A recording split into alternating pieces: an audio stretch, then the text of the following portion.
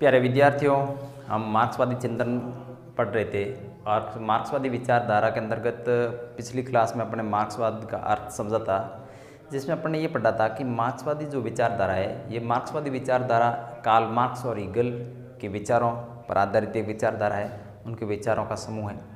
और ये मार्क्सवादी चिंतन या मार्क्सवादी ये मानते हैं कि जो वर्तमान की मानव समाज की समस्याएं, ये समस्याएं ये इतिहास के माध्यम से समझी जा सकती है। इन मार्क्सवादी जो चिंतन है वो इतिहास के माध्यम से मानव समाज की समस्याओं का समझने का प्रयास करता है और ये मानता है कि इतिहास, आज तक का जो इतिहास है वर्ग संघर्ष का इतिहास रहा है और इस संघर्ष का मूल कारण है या जो ये संघर्ष है इसका कारण है उत्पादन प्रणाली में दोष। उत्पादन प्रणाली में दोष की वजह से सामाजिक जो व्यवस्था है, इस उत्पादन प्रणाली की वजह से एक वर्ग विशेष प्राकृतिक संसाधनों पर नियंत्रण स्थापित कर लेता है और दूसरा वर्ग विशेष उससे वंचित रहता है, जिससे समाज में वर्ग बन जाते हैं। और ये जो वर्ग संघर्ष है ये इतिहास से चलता आ रहा है। इस वर्ग संघर्ष को समाप्त किया जा सकता है और इस वर्ग संघर्ष को समाप्त करने के लिए मार्क्सवाद ने वैज्ञानिक समाजवाद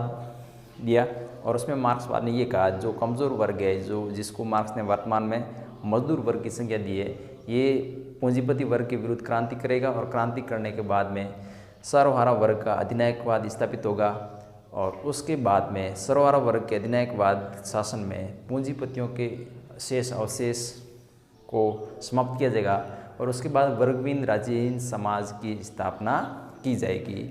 ये था मार्क्सवाद का अर्थ, जिसको अपन ने पिछली क्लास में पढ़ा था। आज की क्लास में अपन देखेंगे कि मार्क्सवादी चिंतन है या मार्क्स के चिंतन पर किनका प्रभाव पड़ा।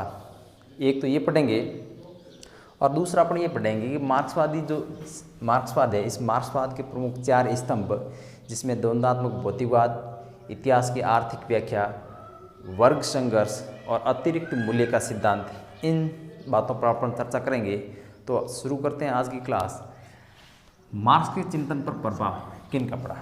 तो मार्क्स के चिंतन पर जो प्रभाव है, सबसे पहले तो क्योंकि मार्क्स जर्मनी का था, तो मार्क्स के चिंतन पर जर्मन दार्शनिकों का प्रभाव। मार्क्स के चिंतन पर सबसे पहले जर्मन दार्शनिकों का प्रभाव पड़ा और दो हीगल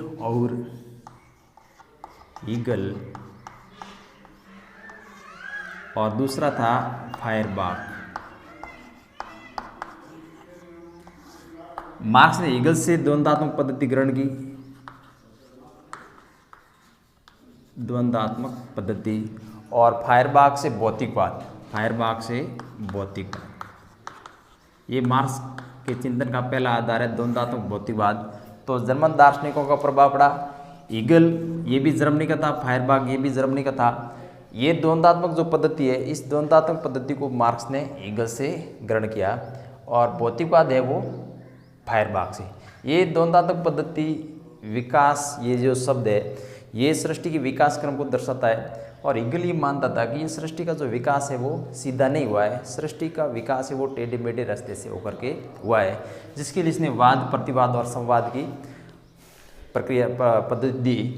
तो ये जो चीज़ थी हीगल से मार्क्स ने ग्रहण की। और ये भौतिकवाद शब्द है, ये शब्द है वो सृष्टि का मूल तत्व क्या है, सृष्टि का जो विकास हुआ है मूल तत्व किससे हुआ है, जड़ तत्व है या फिर चेतन तत्व है, उस शब्द को ये दर्शाता है। और इसमें भौतिकवादी जो सिद्धांत है, तो हीगल ने तो कहा सृष्टि का जो मूल तत्व है वो चेतन है, लेकिन मार्क्स ने इसको नहीं माना। इसलिए मार्क्स ने हीगल के द्वंद्वात्मक शब्द को तो ग्रहण किया लेकिन भौतिकवादी पद्धति को ग्रहण नहीं किया। ये भौतिकवाद शब्द मार्क्स ने फायरबाख से लिया और फायरबाख मानता है कि जो है वो चेतन तत्व न होकर के जड़ तत्व है। तो ये जर्मन दार्शनिकों का प्रभाव विशेष तौर से। ब्रिटिश अर्थशास्त्री, इनका भी मार्क्स के चिंतन पर प्रभाव पड़ा। ब्रिटिश अर्थशास्त्री, इनका भी प्रभाव पड़ा। 2 ब्रिटिश अर्थशास्त्री थे, एडम स्मिथ और रिकार्डो। एडम स्मिथ और दूसरे थे रिकार्डो। एडम स्मिथ और रिकार्डो का जो श्रम सिद्धांत था, श्रम सिद्धांत, इस सिद्धांत का मार्क्स के चिंतन पर ज़्यादा प्रभाव पड़ा। तो ये एडम स्मिथ और रिकार्डो के श्रम सिद्धांत का मार्क्स के चिंतन पर, इन मार्क्स ने जो श्रम सिद्धांत है जिसमें उसको यहाँ से ग्रहण किया। और फ्रांसीसी जो समाजवादी थे, फ्रांसीसी समाजवादी, इन फ्रांसीसी समाजवादियों का भी मार्क्स के चिंतन पर प्रभाव पड़ा। फ्रांसीसी जो समाजवादी सेंट साइमन चार्ल्स फोरियर, इन्होंने फ्रांस में समाजवाद लेकर के आए। तो और उसमें ये था कि जो ये उत्पादन के संसाधन है इस पर स्वामित्व, सार्वजनिक स्वामित्व होना चाहिए, ठीक है ना, वर्गविहीन समाज की स्थापना होनी चाहिए। ये जो बातें थी फ्रांसीसी समाजवादी ने फ्रांस में रखी, इन बातों को मार्क्स ने ग्रहण किया, यानी इन बातों का मार्क्स के चिंतन पर प्रभाव पड़ा। यानी उत्पादन के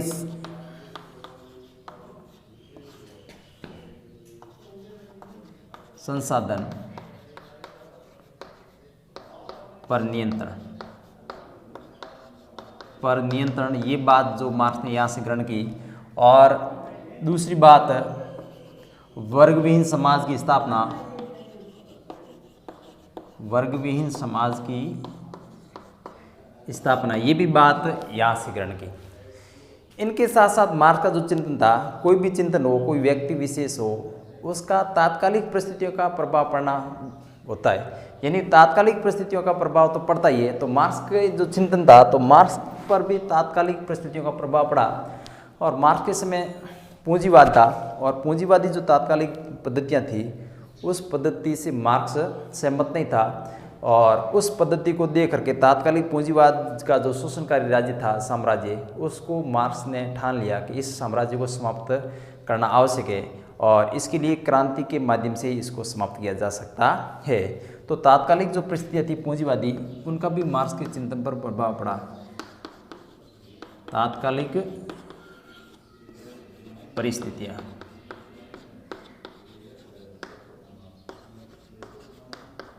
यानी जो पूंजीवादी व्यवस्था थी, इस पूंजीवादी व्यवस्था का मार्क्स के चिंतन पर प्रभाव पड़ा। यानी इसको समाप्त करने के लिए मार्क्स ने वैज्ञानिक समाजवाद का सिद्धांत दिया। तो ये तो बात होगी मार्क्स के चिंतन पर किन किन का प्रभाव पड़ा।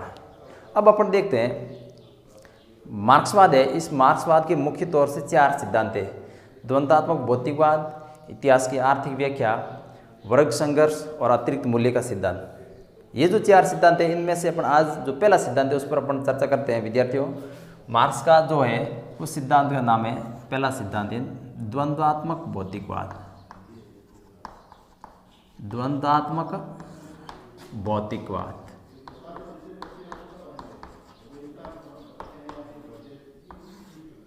Dialectic materialism.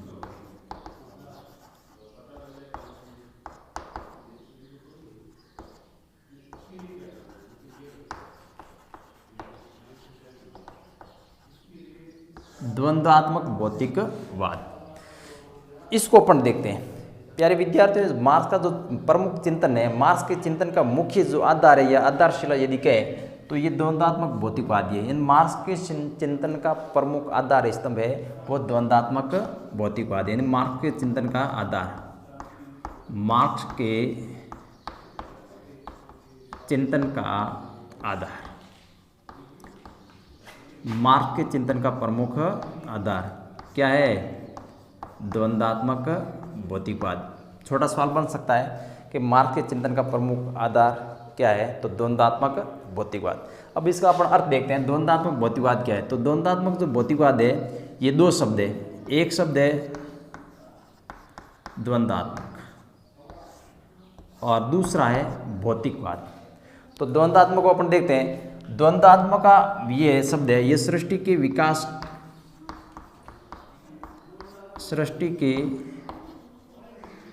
विकास को दर्शाता है। ये जो द्वंद्वात्मक शब्द है ये सृष्टि के विकास को दर्शाते हैं। सृष्टि का विकास किस प्रकार से हुआ है? तो सृष्टि का जो विकास है, जैसा कि अपन पढ़ा था ईगल में, कि सृष्टि का जो विकास है वो सीधा नहीं हुआ है। सृष्टि का विकास है वो टेढ़े मेढ़े रास्ते से होकर के हुआ है, और जिसके लिए ईगल ने वाद, प्रतिवाद और संवाद की प्रक्रिया दी है। यह सृष्टि का विकास है वो सीधा नहीं हुआ है, वो टेढ़े मेढ़े रास्ते से हुआ है। ये हमेशा परिवर्तनशील और गतिशील रही है, इसलिए इसका जो विकास है वो टेढ़े मेढ़े रास्ते से हुआ। कहने का मतलब है कि द्वंद्वात्मक का शब्द है, ये सृष्टि के विकास को दर्शाते हैं। सृष्टि का विकास कैसे हुआ है, ये है द्वंद्वात्मक। ठीक है। दूसरा जो शब्द है भौतिकवाद।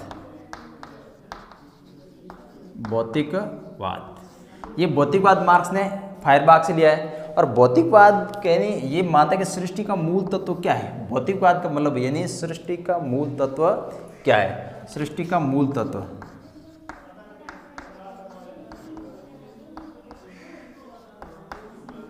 सृष्टि का मूल तत्व है यानी सृष्टि का विकास किस तत्व है। सृष्टि का जो मूल तत्व है वो जड़ है या फिर चेतन है। जड़ है या फिर चेतन, जड़ तत्व है या फिर चेतन तत्व है। तो ये जो ईगल है वो सृष्टि के विकास को मानता है चेतन, ये तो मानता है ईगल। इसको तो ये कह रहा है, ईगल कह रहा है कि सृष्टि का जो विकास है वो चेतन तत्व से हुआ है। लेकिन जो मार्क्स है, मार्क्स कह रहा है सृष्टि का जो विकास है वो जड़ तत्व से हुआ है। तो यहाँ मार्क्सवाद को पढ़ रहे हैं, तो इसका मतलब ये हुआ कि सृष्टि का जो मूल तत्व है वो जड़ है। मार्क्स के मानता है ये जड़ तत्व। और इसको समझाने के लिए मार्क्स ने गेहूं के पौधे का उदाहरण दिया है। तो ये अपन देखते हैं कि इस विकास को देखने के लिए जड़ तत्व को माना है, मूल तत्व, जड़ तत्व। इसको अपन यहाँ एक बार लिख देते हैं।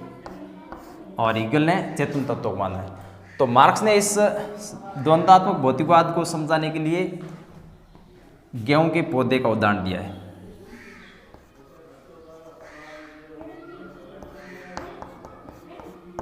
गेहूं के पौधे का उदाहरण दिया है। और यहाँ अपन जैसे उसको देखेंगे, जहाँ अपन पढ़ा था कि सृष्टि का विकास है वो सीधा नहीं हुआ है, टेढ़े मेढ़े रास्ते से हुआ है, जिसके लिए ईगल ने वाद, प्रतिवाद और संवाद की प्रक्रिया ली है। और वाद, प्रतिवाद और संवाद का मतलब हुआ कि वाद जो भी है, यहाँ आप देखते हैं कि वाद, प्रतिवाद और संवाद, कोई भी विचार है, दो विरोधी विचारों में टकराव होता है और उससे कोई तीसरी नई वस्तु बनती है। यानी जो विचार है वो अपने आप में स्थायी नहीं रहता है, वो हमेशा परिवर्तित होते रहते हैं। एक समय तक के लिए उसका अस्तित्व रहता है, उसके बाद में उसका विरुद्धी आता है, उन दोनों में टकराव होता है और टकराव से तीसरी नई चीज़ बनती है जो संवाद होती है। तो ये प्रक्रिया है वाद, प्रतिवाद और संवाद। यानी एक जो विचार है वो कुछ समय के लिए वाद बना रहता है, यानी विचार उसका अस्तित्व रहता है, उसके विरुद्ध में नए विचार आते हैं, उन दोनों के मध्य संघर्ष होता है, ये हो गया प्रतिवाद। और उसके बाद में नए विचार का जन्म होना संवाद कहलाता है। तो मार्क्स ने ये जो उदाहरण दिया था गेहूं के पौधे का, गेहूं का पौधा, मार्क्स ने उदाहरण दिया है गेहूं के पौधे का। गेहूं का पौधा जो है, जैसे माना कि गेहूं का पौधा है, ठीक है। अब यहाँ जो गेहूं के पौधे को उदाहरण तो सबसे पहले होगा दाना, गेहूं का दाना। यहाँ जो गेहूं का दाना है ये वाद है, यहाँ ध्यान रखना है। गेहूं का दाना क्या है? वाद है। अब गेहूं के दाने को अपने रोपा है, अब गेहूं के पौधे को दाने को रोपा है, उसके बाद में वो प्रक्रिया से गुजरने के बाद में अंकुरित तो होकर के किस में बदल जाता है? गेहूं के पौधे में। तो गेहूं का जो दाना है वो है वाद, और फिर गेहूं के दाने के माध्यम से फिर गेहूं का पौधा तैयार होना वो कहलाता है संवाद। यानी गेहूं का जो पौधा है,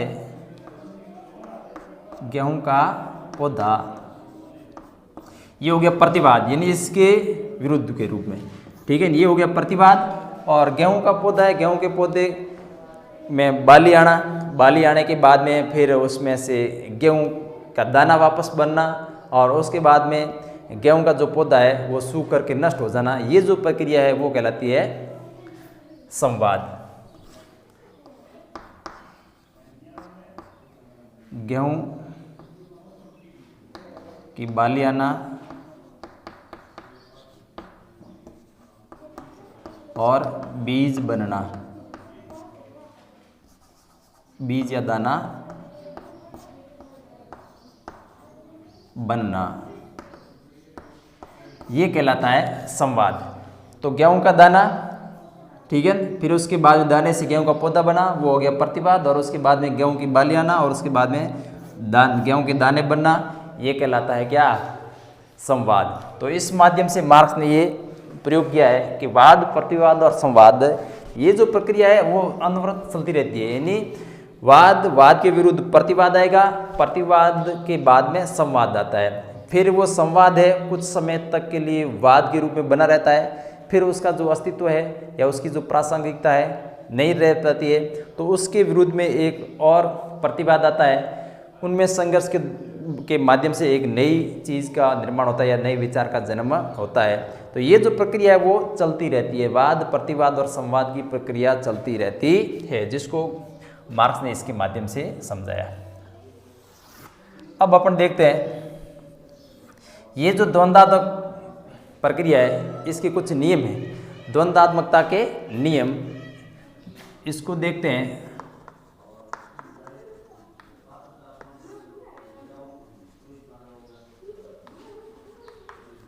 द्वंद्वात्मक पद्धति के नियम,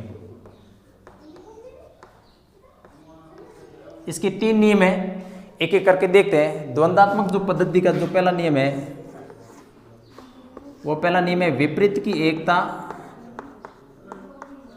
या विरोधियों की एकता। विपरीत की एकता और संघर्ष का नियम,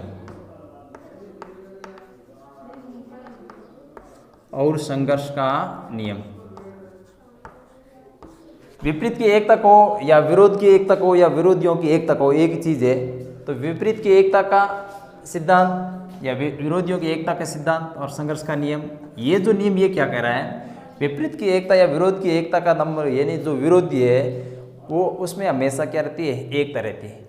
विरोध की एकता का मतलब, इसका जो विपरीत की एकता या विरोध की एकता है, इसका अर्थ ये हुआ कि ये एक दूसरे के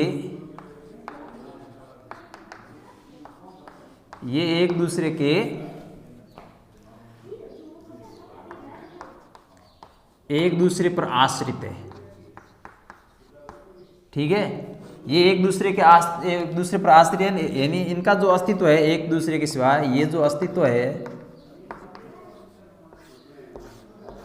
एक दूसरे के सिवाय नहीं रहता है। तो विपरीत की एकता या विरोधियों की एकता का मतलब ये हुआ कि विरोधी है ये एक दूसरे पर आश्रित है, एक दूसरे पर आश्रित है। इनका जो अस्तित्व है विरोधियों का, वो अस्तित्व एक दूसरे पर आश्रित है, ये एक दूसरे के सिवाय अस्तित्व में नहीं रह सकते हैं। ये कहलाता है विपरीत की एकता। ये बात आपको समझ में आ गया, दोबारा देख लें। विपरीत की एकता या विरोधियों की एकता का अर्थ ये हुआ कि ये एक दूसरे पर आश्रित है, इनका जो अस्तित्व है एक दूसरे के ऊपर आश्रित है, ये एक दूसरे के सिवाय अस्तित्व में नहीं रह सकते हैं। और संघर्ष का नियम, अब इन विरोधियों में संतुलन बना रहता है, इन विरोधियों में एक निश्चित दशा तक संतुलन बना रहता है, और विकास की अवस्था में ये संतुलन असंतुलन बदल जाता है, और उस दौरान एक जो है उसका एक का अस्तित्व समाप्त हो जाता है और दूसरा नया वस्तु या दूसरे नए विचार का जन्म हो जाता है। यानी दो विरोधी है, एक निश्चित दशा या निश्चित समय तक के उसमें संतुलन बना रहता है, और जैसे जैसे उस विचार या जो भी वस्तु है उसका विकास होता रहता है, तो उसके बाद में वो दो विरोधियों में जो संतुलन है वो असंतुलित हो जाता है, और उसमें एक का अस्तित्व समाप्त हो जाता है और दूसरा नए विचार का जन्म हो जाता है। इसको कहते हैं संघर्ष का नियम। यानी संघर्ष की अवस्था में, पहले उसमें एकता है, फिर संघर्ष की अवस्था यानी विकास की जो अवस्था आती है, उस संघर्ष की अवस्था में एक का अस्तित्व समाप्त हो जाता है और नई वस्तु का बन जाता है। जैसे वाद, प्रतिवाद और संवाद है, ठीक है। अब जैसे ये दाना है, गेहूं का दाना है, ये वाद है, और फिर ये गेहूं के दाने को अपने रोपा है, उसके बाद में ये प्रक्रिया होती है, प्रतिवाद वाली प्रक्रिया होती है, अंकुरित होता है, अंकुरित होने के बाद वो पौधे के रूप में हो जाता है। तो ये हो गया। अब कुछ समय के बाद में फिर ये वापस है ये गेहूं के दाने के रूप में या बाली के रूप में परिवर्तित हो गया। अब देखो दूसरा जो नियम है, परिमाण से गुण की ओर परिवर्तन।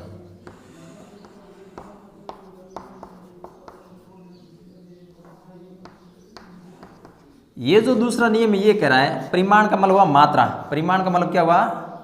मात्रा।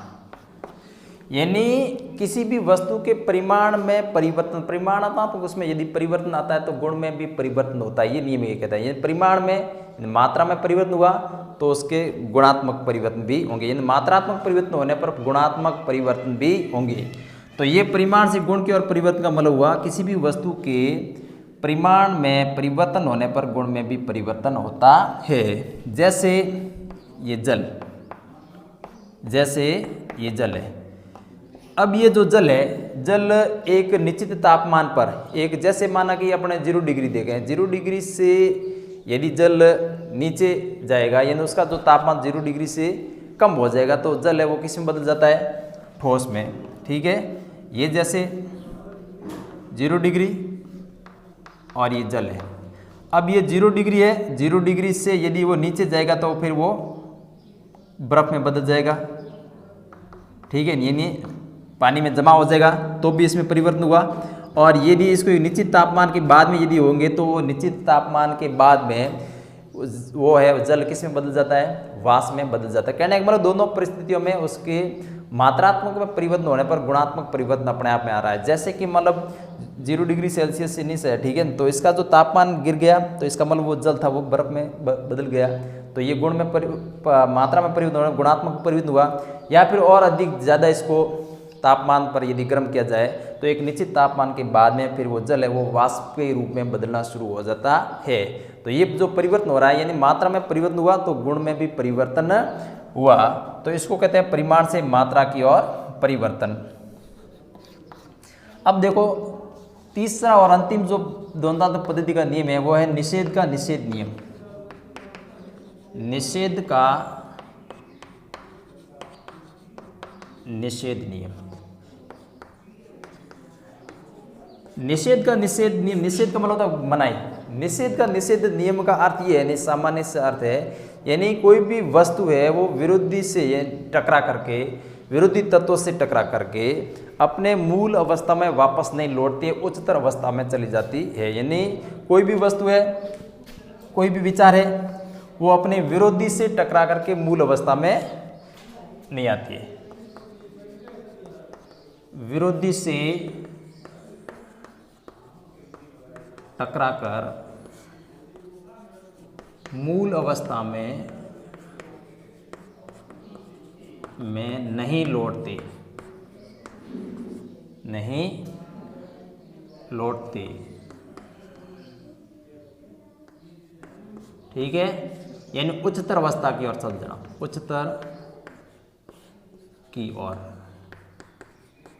जाना, ये कहलाता है निषेध का निषेध नियम। यानी जैसे कि ये गेहूं का दाना है, अब गेहूं के दाने को आपने रोपा तो उसके बाद में गेहूं कुछ समय के बाद में फिर वो अंकुरित होकर के पौधे के रूप में परिवर्तित हो गया। अब यदि उसके बाद में उसको अपन देखेंगे वापस तो वो आपको कुछ समय के बाद में वहाँ पर आपको गेहूं का दाना नहीं मिलेगा, और वो गेहूं का दाना क्योंकि परिवर्तित हो गया किसमें? गेहूं के पौधे में। तो ये जो चीज़ है यानी मूल विरोधी से टकराव हुए, विपरीत परिस्थितियों से दोनों में टकराव हुआ, उसके बाद में वो वस्तु अपने मूल अवस्था में वापस नहीं लौट सकती है, वो उच्चतर अवस्था की ओर जाती है। तो यहाँ ये जो हो गया ये, अब इसको गेहूं के पौधे को आपने दाने को रोपा है, उसके बाद गेहूं का पौधा बन गया, तो उसके बाद फिर उसको अपन देखेंगे तो फिर आपको वहाँ पर गेहूं का दाना वापस मिलेगा नहीं, क्योंकि वो प्रतिवाद की प्रक्रिया के दौरान फिर वो अपने नई अवस्था की ओर परिवर्तित हो गया, एक नई वस्तु का जन्म हो गया। तो ये कहलाता है निषेध का निषेध नियम। और ये जो निषेध है, जो नई वस्तु का निर्माण हुआ कुछ समय के लिए निषेध रहेगा, उसके बाद में उसके विरुद्ध प्रतिवाद होगा, प्रतिवाद के बाद संवाद होगा, यानी ये प्रक्रिया निषेध का निषेध होता ही रहता है। तो ये हो गया निषेध का निषेध नियम। विरोधी कोई वस्तु है वो विरोधी से टकरा करके मूल अवस्था में वापस नहीं लौट ली, उच्चतर अवस्था में चली जाती है। तो ये जो सब प्रक्रिया है वो वाद, प्रतिवाद और संवाद की प्रक्रिया से होकर के गुजरते हैं। और ये संवाद अंतिम नहीं है, ये जो संवाद है कुछ समय के बाद वापस वाद बन जाता है, फिर वाद के विरुद्ध आता है प्रतिवाद आता है, और प्रतिवाद के विरुद्ध संवाद। यानी ये वाद, इसके विरुद्ध आया प्रतिवाद, और इसके विरुद्ध आया संवाद। अब ये संवाद है, ये अंतिम नहीं है। ये संवाद कुछ समय के बाद किस में बदल जाता है? वाद में। ये हो गया, ये संवाद कुछ समय के बाद वाद में बदल जाता है। फिर वाद के विरुद्ध वापस आता है प्रतिवाद, और प्रतिवाद के बाद में फिर वापस इससे बनता है संवाद, और ये संवाद वापस किस में बदल जाता है कुछ समय के बाद में? वाद, फिर वापस प्रतिवाद, और फिर वापस संवाद। कहने का मतलब ये प्रक्रिया चलती ही रहती है, ये स्थिर नहीं है। तो प्यारे विद्यार्थियों, ये आज की क्लास में पढ़ा था मार्क्स के चिंतन पर किन किन का प्रभाव पड़ा, और दूसरा पढ़ा था द्वंद्वात्मक भौतिकवाद क्या है। तो 2 प्रश्न करेंगे। एक तो प्रश्न ये हो जाएगा मार्क्स के चिंतन पर किन का प्रभाव पड़ा, और दूसरा जो प्रश्न है ये करेंगे द्वंद्वात्मक भौतिकवाद क्या है, इसको समझाइए। और तीसरा या ये निबंधात्मक, इसको साथ में करेंगे। ये छोटा सवाल अलग से लगाएंगे, द्वंद्वात्मकता के क्या नियम है। तो आज की क्लास में इतना ही। कल की क्लास में अपन मार्क्स के अन्य सिद्धांतों को पढ़ेंगे।